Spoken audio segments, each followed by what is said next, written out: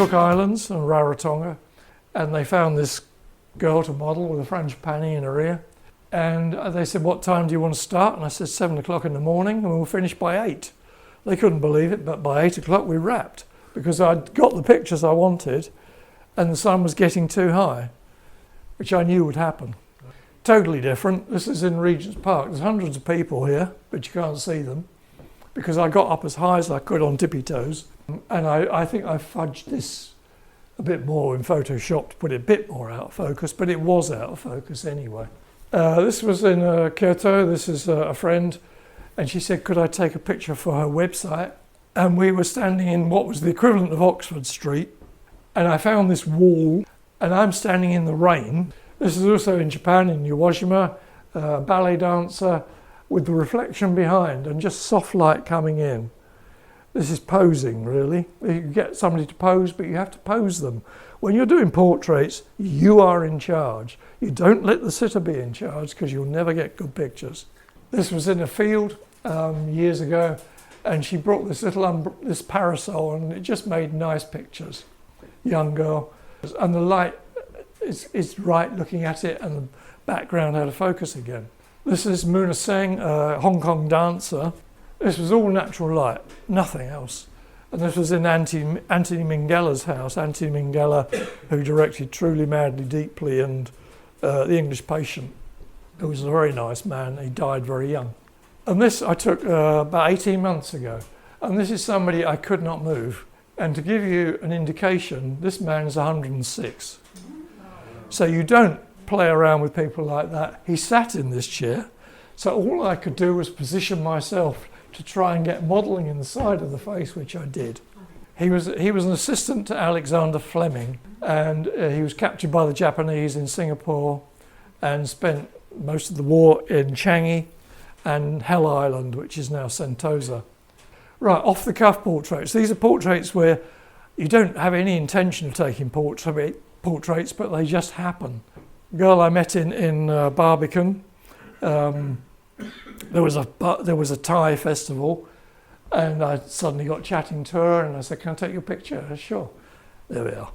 Simple, just lighting, which I didn't have anything to do with, but I cut hundreds of people out. Lucy record for another friend. This is at the V&A. This is on the steps, marble steps, and you've got daylight colour balance, and there's yellow over here because there's tungsten light on the steps, which was overpowering it. And this is the Queen of Tonga, who I met thanks to a friend of mine, Pat, who was a writer who lived in this place in Vavau, which is the northern group of islands of Tonga. It's about a 1 hour flight from the main island, Tongatapu. I was introduced to the Queen. We had tea on Royal Doulton china, sandwiches with the crust cut off. You can't believe it. It's sort of a little speck in the Pacific Ocean. And I said, "Mum, can I take some pictures of you?" She said, "Certainly." So I said, "Well, can we go outside?" Because the light was rubbish inside. So again, I'm standing in the rain, and she's just thinking it's quite amusing. I got on really well with her. She was a really lovely lady. Moving on a bit, this is totally off the cuff. This is in Wadi Rum in Jordan, and he was the driver of the 4x4 Land Cruiser who took us around. Wadi Rum, of course, famous with Lawrence of Arabia. This is in San Blas Islands off of the coast of Panama near the Colombian border in the Caribbean. And it's in a school. And I saw this girl and I thought, oh, she looks fantastic. If I'm asked where I want to go when I take pictures as a travel photographer, I say a school, because you always get good pictures in a school. It's hard to fail. And I saw this girl, once their attention had gone back to the teacher, which took about 5 minutes, I just isolated her. And this is on the 80-300. I don't know where it is on the lens. But the lighting is right, the composition is fine, and the background is again out of focus. This is in Brazil, in the Amazon rainforest. I was with a group of people, there was about 10 of us, and we were taken to this place. And I knew I couldn't say anything to this child. I don't know if it's a boy or a girl. And I knew I couldn't say anything because the child might have burst into tears or something. So I just moved myself to a position where the light would be right. That's all I could do. It's the only thing I could do. And I bobbed down to the same height. That's important too. Kyoto, this is Gion Matsuri, the main festival in Japan, really. This is about midnight. It's just street lights. And they hadn't posed for me, they posed for somebody else. So I said, so I pointed to my camera and they went, yeah, sure. So you steal somebody else's picture. I'm quite happy with that. Manila in the Philippines. We were walking around and they were with this armoured truck.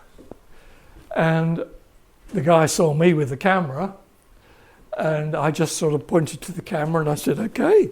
And he said, sure. So I said, just kick it in. So there, and these are real firearms, obviously. A bit threatening, but they were happy enough. This is Chizuko's niece at her wedding. This is in a room of about 250 people, and I just love this pensive look.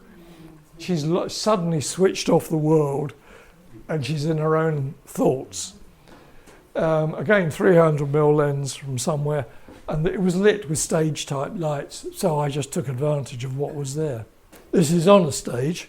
This is at Candy, which is a jazz club in Gion in Kyoto, and this is a guy called Andy, a Latin jazz singer, and I got the Candy sign, a bit of it in the background. I knew it would be out of focus, and Andy, I just took several frames, and that was the best one. This is a friend of mine, also in Kyoto. He's a Canadian, Christopher Fryman, and he's in a little club, and it's on my little snap camera that I've got in my bag right now. It's just literally a point and shoot thing, and he just looks straight into the lens. In theatre situations, you don't have any choices. This is a lady by the name of Marianne Jean-Baptiste, who was I think she was at RADA at the time. And she went on for an acting career. She was nominated for an Oscar for one film, and she'd been on lots of TV stuff subsequently. But she was doing a bit of singing in a club in Camden Town. Kyoto, this was a Maiko, which is an apprentice geisha, 16 to 20 years old. And she was doing a television shoot with a geisha you'll see in the next frame. So they were stuck. It was very hot. So she was fiddling with her makeup, but you can't help but take good pictures, really. But this is portraits on the run, really. And this is the geisha. And I just love the fact you can't see her face.